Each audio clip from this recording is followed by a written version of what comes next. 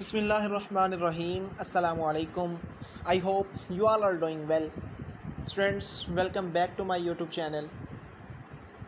जी students, आज के इस वीडियो में हम ENG 201 लेक्चर नंबर 26 को डिस्कस करेंगे और लेक्चर नंबर 26 में एम्पिरिकल रिसर्च रिपोर्ट को आज देखेंगे, जो कि मोस्ट इम्पोर्टेंट है आपके फाइनल टर्म के पॉइंट ऑफ व्यू से। ठीक है, लेक्चर आउटलाइंस हैं, इसमें ये चीज़ें हम देखेंगे, आज बारी बारी इनको डिस्कस करेंगे।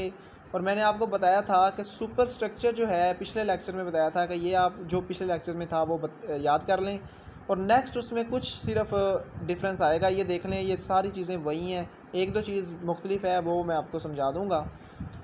तो वीडियो स्टार्ट करते हैं, लेकिन वीडियो स्टार्ट करने से पहले एज़ यूजुअल रिक्वेस्ट आपसे यही है कि चैनल को सब्सक्राइब कर लें अगर न्यू है तो, और वीडियो अगर अच्छी लगे तो फिर लाइक भी कर दिया करें, और कमेंट सेक्शन में आप कमेंट भी ड्रॉप कर सकते हैं।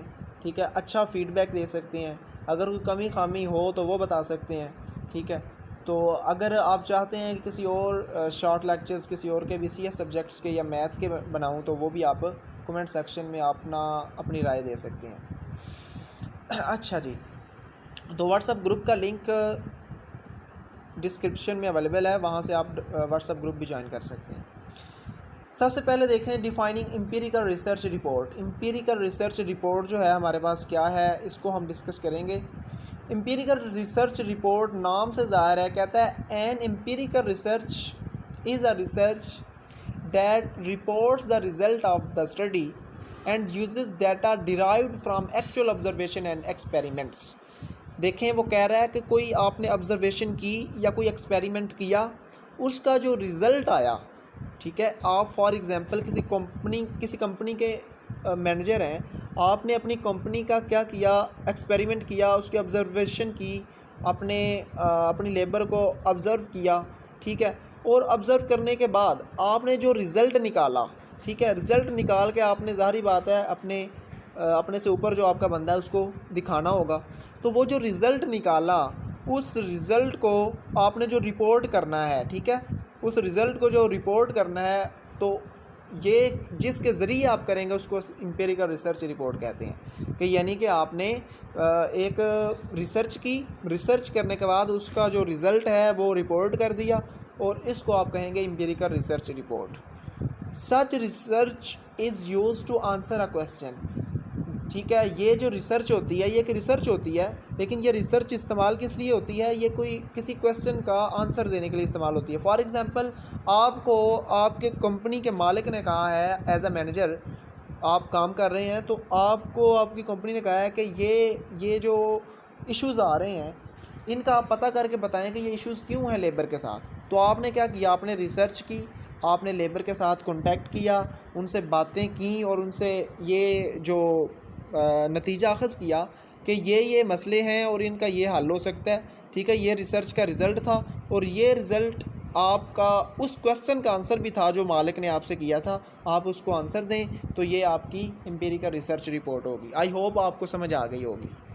इसकी एग्ज़ाम्पल भी है, आप ये एग्ज़ाम्पल रीड कर लें, आपको और बेहतर अंदाज से समझ आ जाएगी।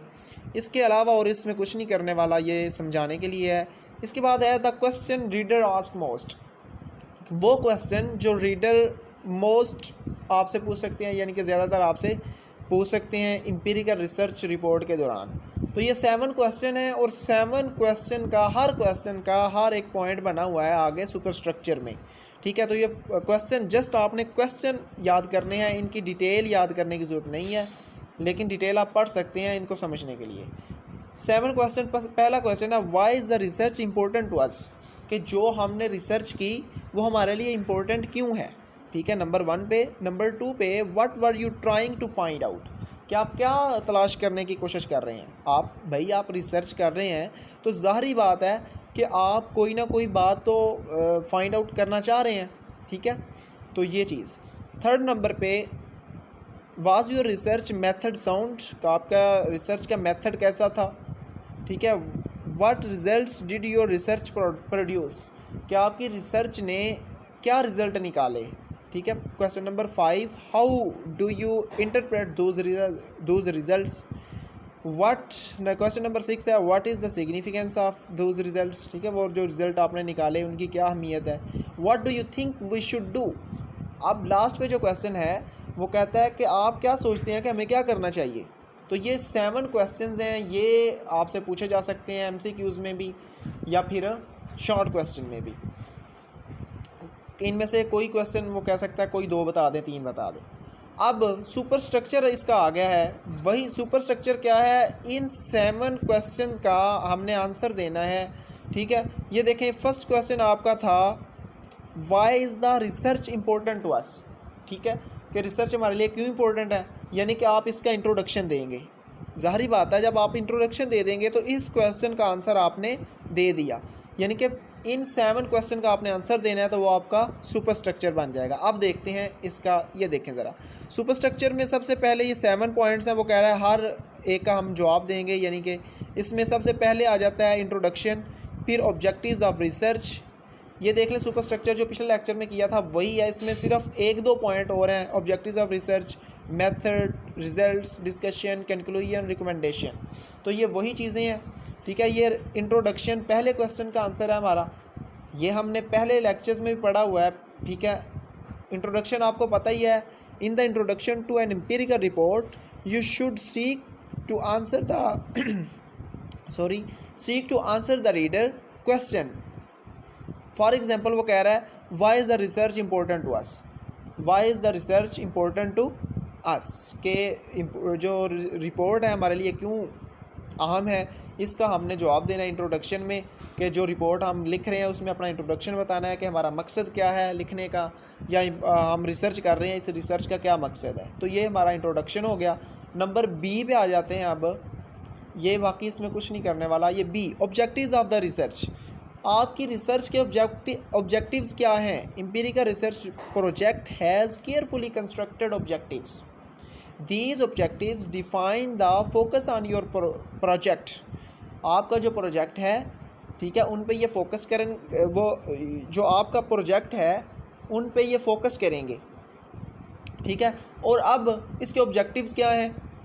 Readers of empirical research report want and need to know what the objectives are, ठीक है। आप रिसर्च कर रहे हैं, आपके कुछ मकासद होंगे तो तभी आप रिसर्च कर रहे हैं ना, तो ये बी में आपने वो बताना है। Methods, when reading the reports of your empirical research people will look for precise details. अच्छा, लोग क्या देखेंगे कि उनको प्रीसाइज डिटेल मिले। प्रीसाइज डिटेल क्या होती है कि छोटी डिटेल, मतलब कम फ़िक्रों में, कम जुमलों में आप सारी डिटेल बता दें, ज़्यादा लेंथी काम में ना पड़ें, बल्कि छोटे से अंदाज में प्रीसाइज से एक पैराग्राफ में आप पूरी डिटेल बता दें।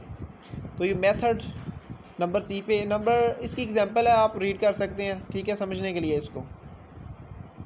इसके बाद रिज़ल्ट्स, ये हमने पिछले लेक्चर में पढ़ा हुआ है, इसलिए मैं ये ज़रा बस आपको एक ओवरव्यू दे रहा हूँ। रिज़ल्ट्स क्या होते हैं, आपने जैसे वो कह रहा है कि एम्पिरिकल जो रिपोर्ट है, आपने एम्पिरिकल रिपोर्ट रिसर्च, आपने कोई रिसर्च की, रिसर्च करने के बाद ज़ाहिर बात है आपको कुछ ना कुछ रिज़ल्ट तो निकाला उसमें से, जो रिसर्च की आपने, तो जो उसका रिज़ल्ट है वो इसमें बयान करेंगे, तो यही रिज़ल्ट है। Results are the heart of your empirical research project.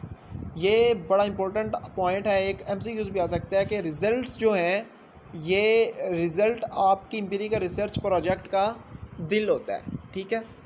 तो रिज़ल्ट 2 तरीक़ों से आप शो करवा सकते हैं, ठीक है। ये भी इम्पोर्टेंट एमसीक्यूज़ है आपका, कौन कौन से, एक टेबल में या ग्राफ्स में, ठीक है, टेबल्स की शक्ल में या ग्राफ्स की शक्ल में।